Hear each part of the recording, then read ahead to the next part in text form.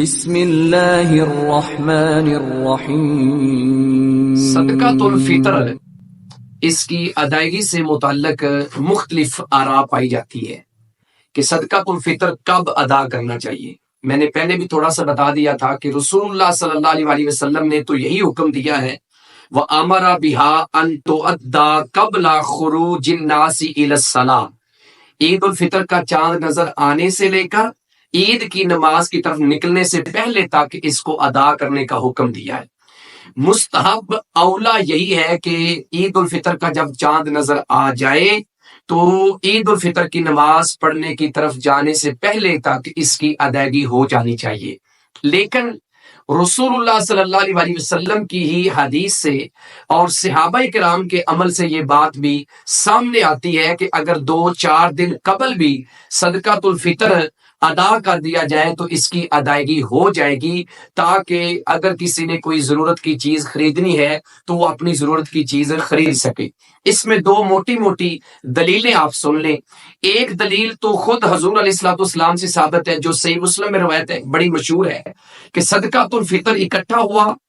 اور اس کی رکھوالی کے لیے، پہرے کے لیے سیدنا ابو ہریرہ رضی اللہ تعالیٰ عنہ کو وہاں سلایا گیا، اور ایک شخص جو کہ شیطان تھا، لیکن اس وقت ان کو نہیں پتا تھا، چوری کرنے لگا، ان کو پکڑ لیا گیا۔ پھر اگلے دن تو روزانہ وہ کوئی نہ کوئی واسطہ ڈال کے چلا جاتا تھا۔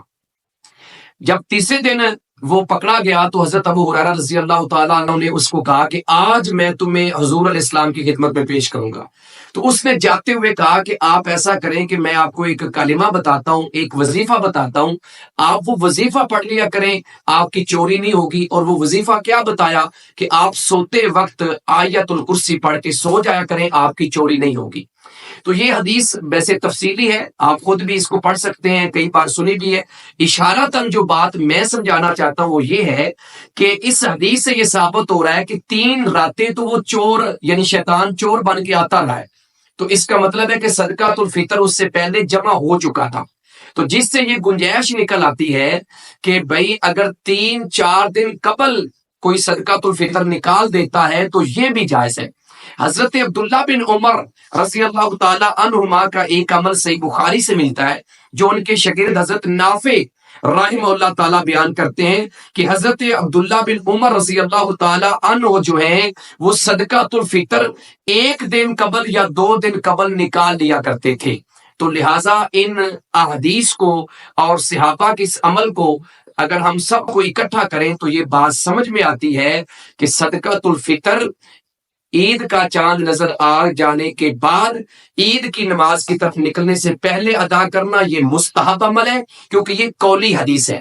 دوسری طرف نبی علیہ السلام کا ایک طرح کا عمل آ گیا، جس میں میں نے حضرت ابو ہریرہ رضی اللہ تعالیٰ عنہ والی حدیث پیش کی ہے، شیطان نے 3 دن آ کے چوری کی، اس سے یہ جواز نکل آیا کہ صدقۃ الفطر پہلے بھی دیا جا سکتا ہے۔ اور تیسری دلیل جو میں نے دی ہے وہ حضرت عبداللہ بن عمر رضی اللہ تعالیٰ عنہما کا عمل ہے کہ وہ عید سے 1 دن قبل یا 2 دن قبل جو ہے وہ صدقۃ الفطر ادا کیا کرتے تھے۔